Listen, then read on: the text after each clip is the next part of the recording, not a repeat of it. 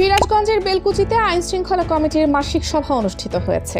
সভায় আসন্ন ত্রয়োদশ জাতীয় সংসদ নির্বাচনে বিভিন্ন পদক্ষেপ, বেলকুচি উপজেলা মুকুন্দগাতি বাস স্ট্যান্ডে যানজট নিরসন, বাল্যবিয়ে, ইফটিজিং, মাদক নির্মূলের চেষ্টা সহ বিভিন্ন বিষয়ে আলোচনা করা হয়।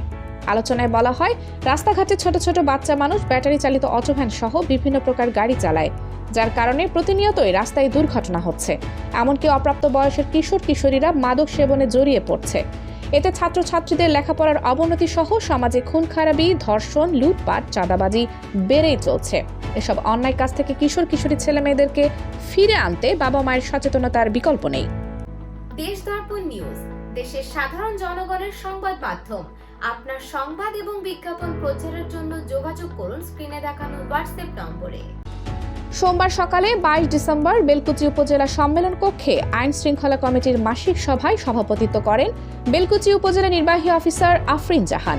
আইন শৃঙ্খলা কমিটির মাসিক সভায় উপস্থিত ছিলেন বেলকুচি থানার ভারপ্রাপ্ত অফিসার ইনচার্জ মোহাম্মদ জহুরুল হক, বেলকুচি উপজেলা কৃষি কর্মকর্তা সুকান্ত ধর, বেলকুচি উপজেলা স্বাস্থ্য বিষয়ক কর্মকর্তা সুলতানা ইয়াসমিন, উপজেলা প্রাণী সম্পদ কর্মকর্তা নাজমুল হাসান, উপজেলা প্রাথমিক শিক্ষা অফিসার নাহিদা ইয়াসমিন, উপজেলা প্রকল্প বাস্তবায়ন কর্মকর্তা হেলাল উদ্দিন, সমাজসেবা অফিসার দেবাশিস কুমার ঘোষ, উপজেলা নির্বাচন অফিসার রাহাত তানভীর, যুব উন্নয়ন অফিসার জহুরুল ইসলাম, মহিলা বিষয়ক কর্মকর্তা হাসনাত জাহান, মুকুন্দগাতি বাজার বণিক সমিতির সাধারণ সম্পাদক মোহাম্মদ আলী ভুঁইয়া, আলহাদ সিদ্দিক, উচ্চ বিদ্যালয়ের প্রধান শিক্ষক মেহেদি মাসুদ, বেলকুচি রিপোর্টার্স ক্লাবের সভাপতি মোহাম্মদ রেজাউল করিম, সাধারণ সম্পাদক আব্দুল আলীম, সাংগঠনিক সম্পাদক মঞ্জুরুল ইসলাম, ইউনিয়ন পরিষদের প্যানেল চেয়ারম্যান, ফায়ার সার্ভিসের কর্মকর্তা সহ উপজেলার বিভিন্ন পর্যায়ের নেতৃবৃন্দ উপস্থিত ছিলেন।